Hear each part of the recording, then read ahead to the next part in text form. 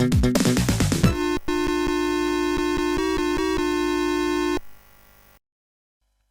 and welcome to the first and probably only episode of Witchfinder's BBC Micro Typing Compilation Comparison Vault.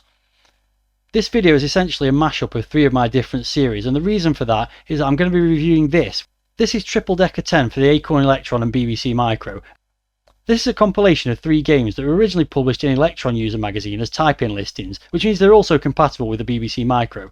So what I'm going to be doing in this video is taking elements of Witchfinder's Game in Vault, Commodore 64 compilation comparison, and the History of BBC Micro Typing Games series, mashing them all together and doing this one-off video.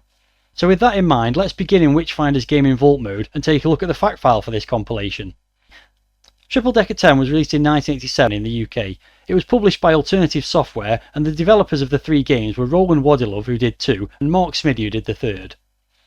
The price I paid for this compilation a year ago on eBay was £2.55, and the current going rate, well, I couldn't find any copies on eBay at the moment, but retrogames.co.uk has got a copy for £4 if you want to get hold of it. Let's now take a look at the packaging in more detail, and it's got the standard look that most Alternative Software budget titles had. So it's got the Alternative Software logo in the corner, it says Triple Decker 10 at the bottom, you can see it's for the Acorn Electron and BBC Micro, and it's part of the 199 range, and it's got 3 games on it. So we've got Rockfall, which seems to be the standout game on there in the way it's been advertised on the packaging. You can see a robot digging for some diamonds or something along those lines, and then there's 2 other games in these small box outs below, Money Maze and Bunny Blitz. So let's take a look at the spine. Pretty basic, it just says Rockfall on it and also Triple Decker 10, and on the back we've got 3 screenshots of the games, 1 from each. We've got Rockfall, Money Maze and Bunny Blitz there, and not much other information, in fact no other information about the games at that point. Here's a quick look at the cassette, and as you can see it's got the Alternative Software label on with that blend of blue and yellow colours, and you can see it says Triple Decker on it and also the names of the 3 games, Rockfall, Money Maze and Bunny Blitz. I don't know if they're all on one side or one's on one side and the other 2 on the other. I'll never find out because I'm not actually going to load the cassette up. So let's move on to the instructions, and they're printed pretty nicely.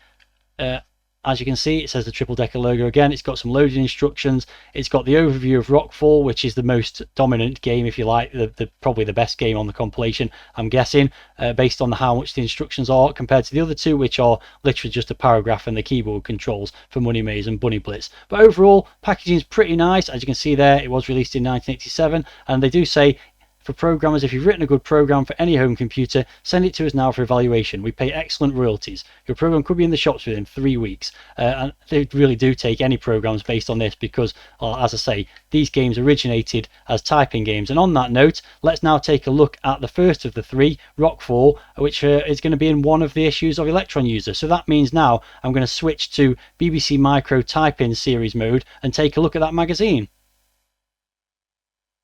According to the BBC Micro Games Archive, Rockfall featured in this, the September 1986 edition of Electron User, and on the front cover here it says Cavern Capers and Company Count are the 2 games for you to type in. So I wonder if Cavern Capers was the original name for the game, and it was renamed as Rockfall for the Alternative Software compilation.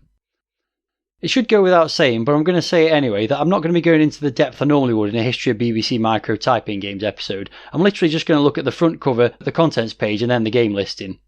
So moving to that contents page, some of the articles featured in this magazine include Merlin's Cave, which offers more hints and tips for adventurers, Software Surgery, Microlink News, a beginner's guide, Bug Hunt, which is the start of a short series on techniques to cure those ailing programs, Draw Writer, which says not only can you create graphics with this utility, it also tells you the procedures you need to do it, and then there's the 2 type-in games, Company Count and Cavern Capers, and several more articles including Back to Basics, 10-liners, micro messages, which I think is the letters page, and also reviews of ROMs and Electron related hardware. So I've now moved to page 34, which is a type-in listing for Cavern Capers, which is what I thought was going to be an alternative name for Rockfall, but looking at the screenshot here, that's clearly not the case, and actually when I went back to look at the listing for this game on the BBC Micro Games Archive, it says it was actually given away on the cassette that you could buy through this issue of the magazine. And jumping to page 50, you can actually see the details of it here. It says buy this month's Electron User tape and get a bonus game that will stretch your imagination. You can see a representation of Rockfall there, and it says tired of the same old arcade games, looking for new challenges? Then Rockfall is just what you've been waiting for. Come diamond mining in this decidedly unfriendly terrain and you'll find unlimited action. Mastering the 8 hazardous levels is only a beginning. You can then go on to create your own even more testing screens. It goes on to say you won't find Rockfall in the shops. It's only available as a free extra to purchases of this month's Electron User tape. So that's a slight misunderstanding on my part. I thought this was going to be a type-in listing, but actually it's probably a slightly better quality game that was included on this tape to give an incentive for people to buy it, as all the other programs on the tape are ones you could have typed in from the magazine. As you can see here, it mentions Cavern Capers, Draw Writer, Company Count and the 10 liners. So with that, I'll stop looking at the magazine and play the game instead, and I'm going to be doing that in the style of a Witchfinder's Game in Vault video, so I'll be playing the game and talking about it at the same time. Okay then, so here's the title screen and instructions for Rockfall, and it doesn't really look like anything you couldn't see on a standard BBC Micro typing game. It says, after travelling for many months, you finally reached Gamma 4, a small asteroid rich in crystals. Now you must guide your mining droid through the soft earth to the crystals. Watch out for the large rocks though, if you dig underneath these they'll fall and crush you. When you've collected all the crystals, you move on to the next asteroid. Press the spacebar and it's got the controls, A and Z for up and down, greater than, less than for left and right, control and question mark for scrolling left and right, and hold down escape to exit game. And it's also got a game editor or a screen editor, which you press escape on the title screen, I guess, on the game screen. And the editor enables you to design your own screens and save them to tape or disc. That's quite cool. I won't be doing either of those things, but there you go. It's then got the editor controls, which I'm just going to skip over. I might have a quick look at the editor, but that's not the focus of this video really, and I'm certainly not going to be saving or loading any screens, so let's get on with it. Okay, so here's the title screen. It's got an overview of the different items in the game. So we've got bricks, rocks, earth, crystals, and a robot. That robot looks more like a penguin than a robot to me, but there we go. At the top we've got score, X-Tal, I don't know what that is, and time, and screen 1 and lives at the bottom. So let's get started. Okay, so just get my fingers on the right controls. So I'll admit I have played this game a little bit. None of this is a surprise to me. So basically it's a puzzle game similar to the likes of Repton and Boulder Dash, but there's less action than those games. And the key thing you can do that you can't do in those games is it's a single screen, but you can slide the row you're on left and right by using control and question mark. So you can reconfigure the screen to allow you to get to the diamonds. You don't want to get to the rocks, because if the rocks fall on you, you die. So we don't want any of that, do we? So so here I can just move these to the left here, go in and get those, and then I need to go back to the right. You can see when the rocks have got empty space below them, they fall into that empty space, but they don't do like they would do in a game like Repton, where if there's a rock on top of another rock like there is here, it doesn't fall off the edge of it. So yeah, there you go. Right, so what I've got to do now is get through to this stuff at the bottom, below here. So this seems the easiest way to do that.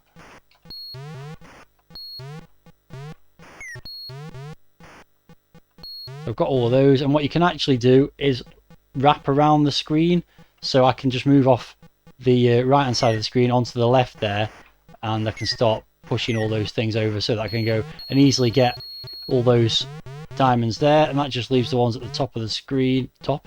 No, the bottom of the screen. I seem to be having some directional issues here. So again, I can just go across there and pick up those ones, and there we go, that's the first level completed.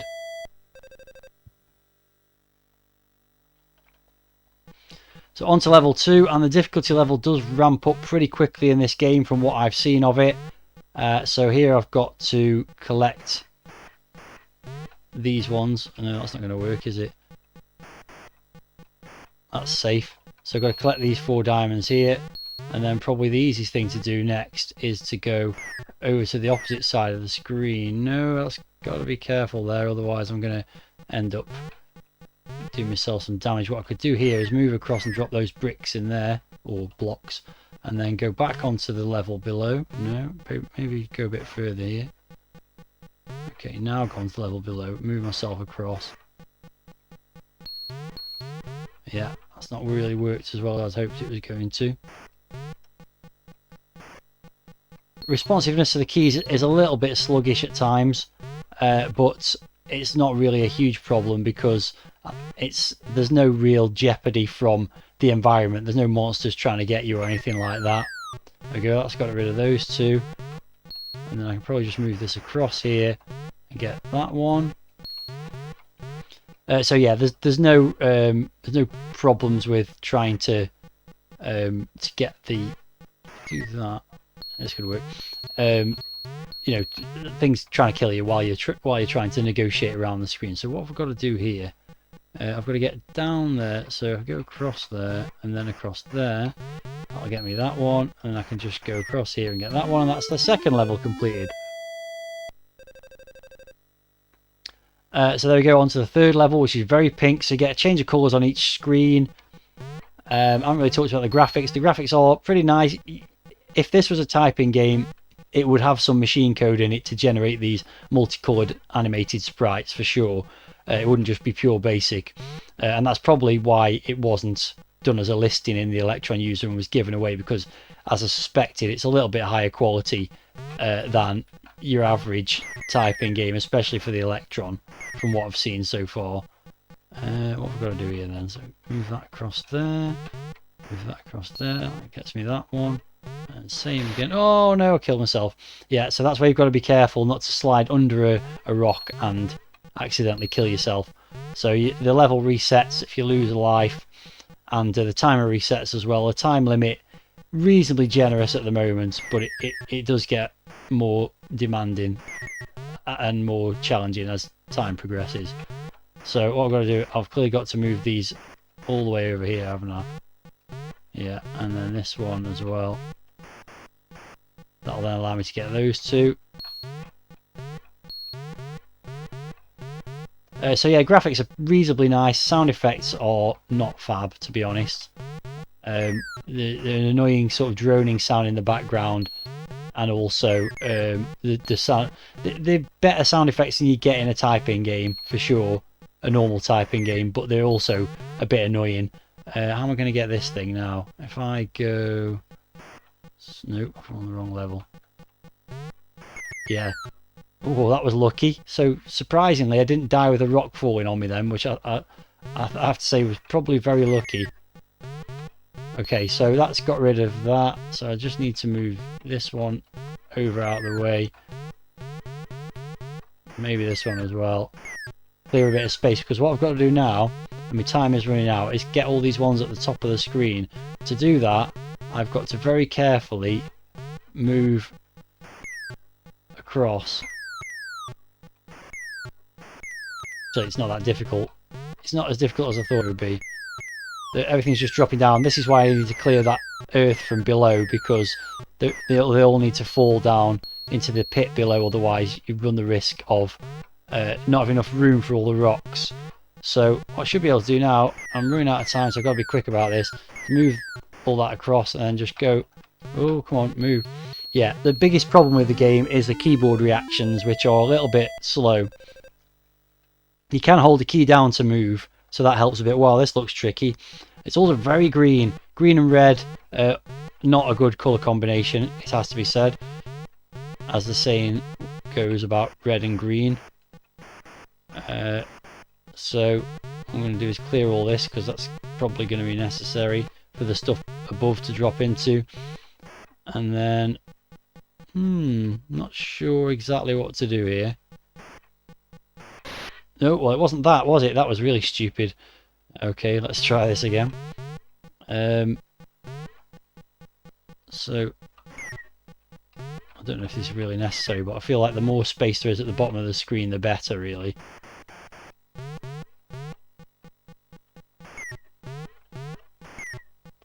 So let's do that again. Clear all this space out again. Then work out what the heck I'm doing above. So definitely got to move right there. I get it, yeah. So if I do this, now that rock will fall safely. Then I can get to the level above. I don't know how this helps me yet, but I feel like doing that makes sense. So I wonder if the idea is to basically just get all the diamonds in a row. Yeah, that seems like it could work. Yeah, because now I'm not in any jeopardy by going down these columns. It actually might have been easier than I first thought, because now I can go and do the same thing over here.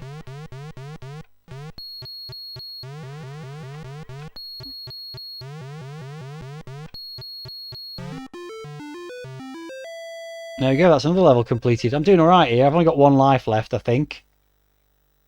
I think I've only lost one though, so... Oh wow, okay, well this looks challenging. So I can't walk underneath any of that, for starters. I can walk under this edge here. Maybe we should get the ones in the middle first. This will probably be where the game comes to an end, but I have to say, this is quite good. It wasn't a typing game, so you couldn't really rate it on that level, but as a puzzle game, it's pretty decent. It's cleverly designed, and of course you can design your own screens. I'll have a little look at that very briefly, maybe after I've finished playing. I'll be careful here, but what I can do is just what I might do first. Ooh, that made a lot of stuff fall. Yeah, this is... I haven't really thought this through. Okay.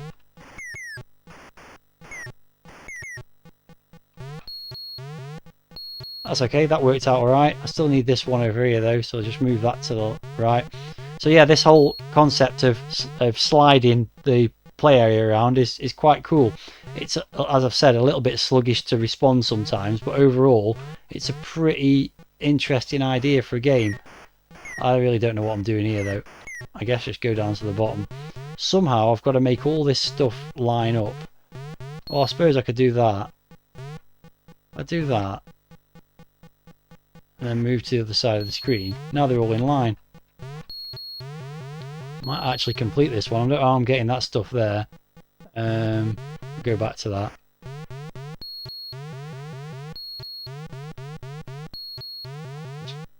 It's just two to get.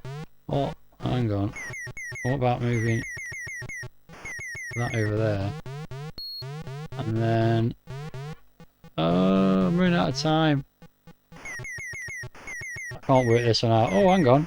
Maybe I can work this out. I'm not going to have much time left. No, kill myself. Oh, that's disappointing. I didn't think about that one falling down. And there we go. That's game over. I don't remember losing all 3 lives, but there we go. Okay, so let's have a quick look at... Completed 50%, so I did 4 screens. Let's have a quick look at the screen editor very quickly. So here we go. You've got the options to save and load, which I'm not going to do, and edit one of the screens. So let's just press 1. And sure enough, that draws level 1 on the screen. And then do you use these things to move? No. Right, so you use the cursor keys to move around. And then I didn't really read any of the instructions. So, okay. Bit of luck. Space switches between the items. Well, that's not going to work, is it? Now I've got 2 robots on the screen. That's going to break it, surely. So let's just put... So it was copy that inserts a thing. So that'll do for the purposes of the demonstration of the editor. Clearly, you can lay out the screens however you like. So now what happens? Do I press escape? It's storing it somewhere. And then space. Oh, this is going to be interesting. I've now got 2 robots on screen. Interesting. Yeah, so that one just behaves like a block that you can't move now. So there you go. That's what happens with the screen editor. So that's pretty cool. So basically you can create your own screens. You could have tested them, tested your friends with them. So yeah, really cool little game actually. That's probably worth the price of the compilation, which costs £1.99, without even thinking about the other 2. And I suspect the other 2 aren't going to be as good, but let's take a look at them now. So we'll next look at Money Maze, and obviously back to the magazine first to see what the game listing for that was like. For the other 2 games on the compilation, we move back in time quite a bit, and Money Maze featured in the June 1984 edition of Electron User, and this one definitely is a type-in listing this time. As you can see, it says at the bottom here, avoid the ghosts in Money Maze, which probably gives you a hint of what kind of game it is, if the screenshot on the back of the cassette inlay hadn't already. Other features mentioned on the front cover include creating your own alien, which presumably is something to do with this picture down at the bottom here, a beginner's guide to variables, the easy way to simple animation, lots and lots of listings, and a free contest to win a new combined printer interface and user port. Exciting stuff. Moving on to the contents page, and once again, as you'd expect, we've got regular features such as the news, hardware review, beginner's guide, the regular graphics feature, and also the micro messages letters page. Articles specific to this issue include Smiler, a graphics program to make you grin, that's guaranteed. A very exciting sounding feature about VAT, a maths workout where Mike Bibby takes us into the world of hexadecimal numbers, and also something called Crystals, which has beautiful graphics from a simple program. And of course there's the game listing Money Maze, which is what I'm going to look at now. So here is that game listing with the headline "Take the Money and Run" written in a very annoying, hard to read font, and it says above there's just a ghost of a chance you'll manage to whip round Roland Wadilov's Money Maze without getting caught. Roland Wadilov is a name I've seen before in issues of the Micro User. He seemed to produce quite a few typing games for the Acorn systems, and in fact he was also responsible for the game I've already looked at in this compilation, Rockfall. So he was capable of doing more than just simple type-ins, it would appear. Anyway, the overview for this game says run through the maze picking up as many coins as you can, but watch out for the 3 ghosts who will try to eat you. If you manage to collect all the coins, then the maze is filled again and the ghosts move faster. I think we've all already guessed what kind of game this is going to be, haven't we?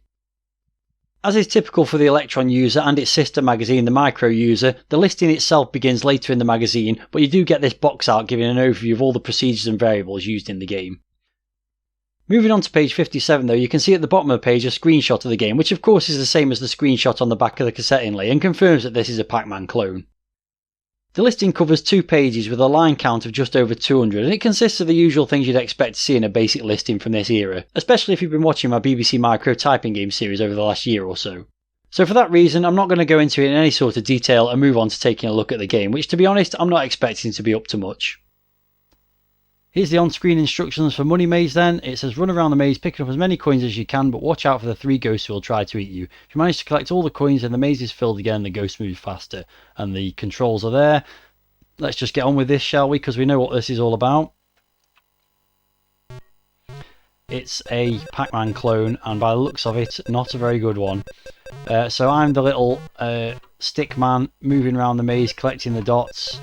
There's 3 ghosts homing in on me. There's not going to be any kind of AI on these ghosts, as they're just following you, trying to get through the maze to get to you, and you've got to avoid them.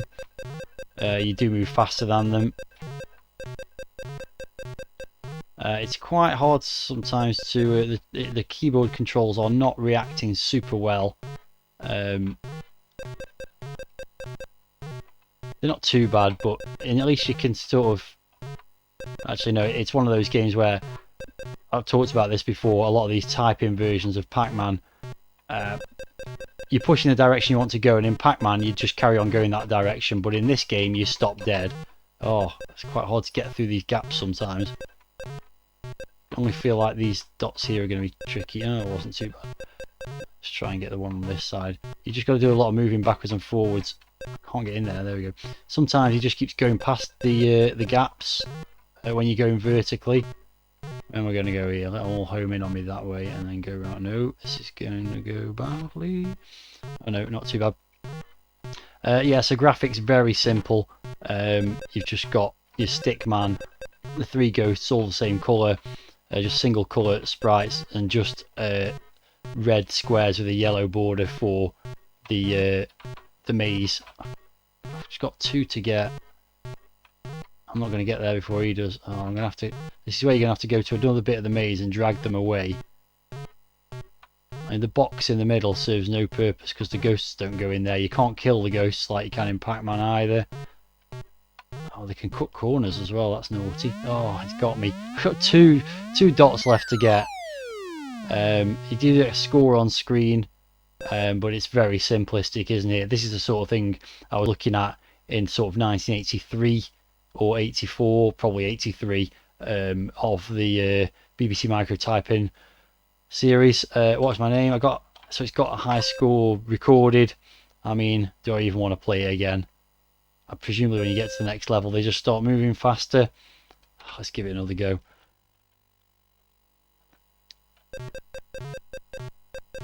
But yeah, it's a very, very simple Pac-Man clone, the like of which have been available as typing games since I don't know, definitely 83, possibly even 82, and it's not doing anything that any of those games didn't do it. So yeah, a poor thing to have on this compilation compared to that first game, which was pretty decent. But yeah, it's just hard to maneuver your guy because the keyboard response is not super fast. You've just got to Yeah, getting into those little gaps there is just annoying. It's just a case of weaving backwards and forwards through the maze, trying not to get got by the ghosts. I'm going to end up in the same position here if I'm not careful of having the two dots here and there. So yeah, I have nothing more to say about this game. And it's got me again, because he went around the corner again. He cut the corner in a diagonal. So yeah, not fair. I ain't playing that again. That was rubbish. And well, let's move on to the third game. So back to another edition of the Electron User to look at the third game, which is called Bunny Blitz. It's that time again where I say thank you to all my channel members, whose names you can see here in my Supporters Hall of Fame. If you're enjoying this video and would like to join these fine folks and support my efforts, why not become a member yourself? For a monthly fee starting from just 99p, you can get access to the special membership perks shown on screen, and more besides. If you're interested, then please click on the join button below this video for more information. The final game features in the April 1984 edition of Electron User, so just a couple of months before the previous one. And what the hell is going on with this cover? There's all kinds of stuff on this page, including a knight, dragons, some kind of character in a telephone box, people in a boat on a river, what looks like a Venus flytrap, a rabbit with a carrot, which may be related to the game listing in this one, and also the nerdy young lad that featured in every issue of the Electron User, carrying a spade, a sword and a lamp, so he's obviously going on some kind of adventure.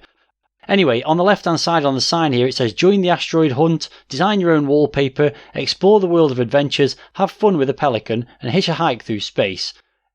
Let's move on to the contents page and see if we can translate some of that madness on the front cover, shall we? And what we can see is that along with the usual articles that feature in the other issues of the magazine I've looked at, we've got special features here including Pelican, which lets your Electron teach you how to cross the road in safety, Limerick, which allows your Electron to produce reasonable rhymes, a chess timer, Asteroids, which says join the hunt for stellar minerals in this space game with a difference, Freeze, which lets your Electron help design the wallpaper if you fancy redecorating, that sounds dangerous, Space Hike, which seems to be another space game, Dog Duck Grain, which lets you test your brain power with an intriguing logic game, and finally Bunny Blitz, which says avoid Easter bunnies as you collect the Easter eggs. So it seems like there's quite a few games listings in this one, but obviously I'm going to be looking at Bunny Blitz, which starts on page 59, and it begins by saying don't be fooled, this fast and furious game by Mark Smiddy is trickier than it looks. It's illustrated by an awkward looking cartoon featuring that rabbit from the front cover along with a boy throwing Easter eggs in the air. There's also a screenshot of the game which doesn't look very good, but again we've already seen that on the back cover of the inlay, and also the box art featuring the procedures and variables. The overview of the game begins by saying Easter is almost here and with it the Electron User Bunny Blitz. It's a simple little game to learn but one that's fiendish to play. You have to dash around collecting Easter eggs that are scattered about the screen. The trouble is that once you start going you can't stop. You gain points for every egg you collect, but whenever you bump into a bunny, points are lopped off your total.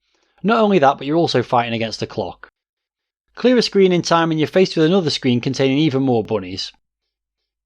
It says the full listing's on page 60, which is the next page, and as you can see, it's a very short listing at under 100 lines, and to be honest, having seen that screenshot, I'm not that surprised. Again, this is very basic stuff, pardon the pun, so let's just move on and look at the game, shall we? Here's the instructions for Bunny Blitz then. As you can see, very simplistic. It's just got the controls, which is A and Z for up and down, greater than and less than for left and right, which has been consistent between all three games on this compilation. It says try to collect as many eggs as you can to score points. If you go over the rabbits, then some points will be deducted. And you've got a concentration, which is basically the difficulty level. So let's start with something in the middle. Let's go with 20. So do that. Press spacebar to play. And as you can see, there's lots of bunnies being drawn on the screen and then also lots of eggs. And somewhere in the middle of all this, there we go, is me, which I don't know what it is, an acorn or something. Maybe it's supposed to be a face. So basically, it's a collect 'em up, free roaming throughout the whole play area. You got to avoid the rabbits and collect the eggs. And presumably when you do so, you go on to the next screen. Well, no, presumably about it. I actually know that already. Let's not tell lies. Yeah, so basically I think you get 10 points per egg and then 5 points knocked off every time you hit a rabbit. The rabbits don't disappear, so they're basically forming in like an informal maze, I suppose, that you're supposed to avoid them. Reactions to the keyboard are a little bit slow, so quite often you'll just go past the sort of line or row that you want to. And yeah, obviously in some places there's a higher concentration of rabbits and so it's more difficult to avoid them. But here I'm just trying to go down the next row, and and it's run out of time. Okay, so there's a time limit as well. Didn't know that. So that was terrible. Let's go again. So let's go again with level 20. Let's see how we get on. See if we can get some consistency. So you can see it draws everything randomly each game. So this looks a lot easier because all those eggs are up the top with no rabbits anywhere near them. So this is a very simple game again. It's on the same sort of level as that Pac-Man game, and nowhere near the level of that first game, the Rockfall one. So I've only got 4 left to get. It's just really difficult to line up the guy. Oh, there we go. That's almost all of them. You're probably better to go away and just keep trying. There we go. That completed the first level, and it's just more of the same. I think maybe more rabbits get added each level. I'm not sure, but yeah, it's not a super exciting game to look at. It's just green rabbits. Why do them green when you've got white available? And yellow eggs is fine. Your guy could have been any colour. I would have done the rabbits white personally, but there we go. They've done them green. But of course that would have been a very easy thing to change in the code for the game, in the listing. But yeah, it's a bit infuriating because of the response to the controls. I mean, it responds pretty well. It's just that the player character moves really quickly. Even that seems to materialize in a random spot as well. So here, I feel like there's so many eggs that you may as well just try and move left to right, and don't worry too much about going through some rabbits because you're getting plenty of points anyway. But yeah, it's quite annoying now. You're just trying to change direction onto the next line up, next line along or whatever, and sometimes you just can't do it. You can end up just running around the same thing over and over again, like that, just like that. Just one left to get. There we go. It's a very simple game, isn't it? Yeah, so definitely more rabbits on screen now. Also more eggs though. So that's obviously got some kind of multiplier per stage to just add more chaos, I think. But again, you almost may as well just, if you could do it, just go back and forwards, up and down every single row. Like there, and then go to the next one. But the problem is you can never do 2 rows, or 2 columns I should say, in a row, because you always skip past them. I wonder if hitting the rabbits decreases your timer as well. There's no timer, there's obviously a time limit, but there's no timer on screen, so that's not very good design either.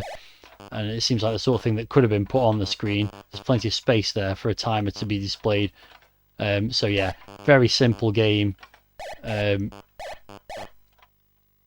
you bought this compilation, there's only one of these 3 games you'd really be playing, isn't there? And it isn't this one. You'd probably play this one once. You'd play the Pac-Man one not even once. You'd play it for like 30 seconds and go nope. And then the Rockfall one, that's a different matter. And there we go, I'm out of time. So I got 4,975. Didn't update the high score in the previous one or this one, so that's a bug as well. So let's just go one more time, but let's switch it to the hardest difficulty level, level 2. See what happens here. Wow, okay, well, good looking. Oh, okay, it's going to draw some of the eggs. Oh, look at the state of this. So yeah, literally just this is the way to complete this, isn't it? Yeah, you're not going to get a ton of points, but you know, you're earning more points than you're losing. So just go backwards and forwards across the screen, unless this affects the time for the level. Literally just go up and down each column. Yeah. I've got like 7,000 points, and I'm just going through the rabbits, but it doesn't really matter, does it? 3 to go. Oh, I missed that one. And that one. Oh, it's just, yeah, it's just really hard to react. There we go. 1 to go. No. There we go. There we go, that's level completed, and it's just going to do more of the same, isn't it? So yeah, pretty boring game. You know, it's playable, but why would you? It's just a boring sort of idea that's you know, play it a couple of times for a high score challenge with your friend or whatever, but then it's never going to get played again. But there's not even any skill involved really. Your character moves so fast that avoiding these rabbits is pretty much impossible. So you may as well just plow through them, get all the eggs you can, move on to the next column and continue until you die of boredom or the game's over. So that's it for the third game really. I'll just carry on playing until the time runs out. So yeah, interesting compilation, isn't it? Because this is a compilation review combined with a Witchfinder's Gaming Vault combined with the BBC type-ins, I'm going to finish by doing that compilation review screen that I do on the Commodore 64 compilation comparison. So once this game is over, I'm going to switch to doing that just to round things off. There we go, just run out of time, just as I was about to complete the level. 19,000 points basically for not even trying. Just, yeah, not a very good game at all. So yeah, let's move on to that roundup of the 3 games on the compilation and the compilation as a whole. Let's round up this one-off mashup video then by giving Triple Decker 10 a compilation comparison rating. And just as I normally do with the Commodore 64 compilation comparison, I'll be giving each game an individual score before rating the compilation as a whole. So firstly, Rockfall is clearly the standout title on this compilation, as evidenced by it taking centre stage on the front cover. It's a pretty enjoyable little puzzle game, while the addition of a screen designer does give it extra longevity, so I'm going to give it a score of 7 out of 10. Money Maze, on the other hand, is a really basic Pac-Man clone, and it's no surprise that that's the language it was written in. I'm going to give it a score of 3 out of 10. Bunny Blitz was equally as simple, but I did find that slightly more enjoyable to play, so I'm going to score that 4.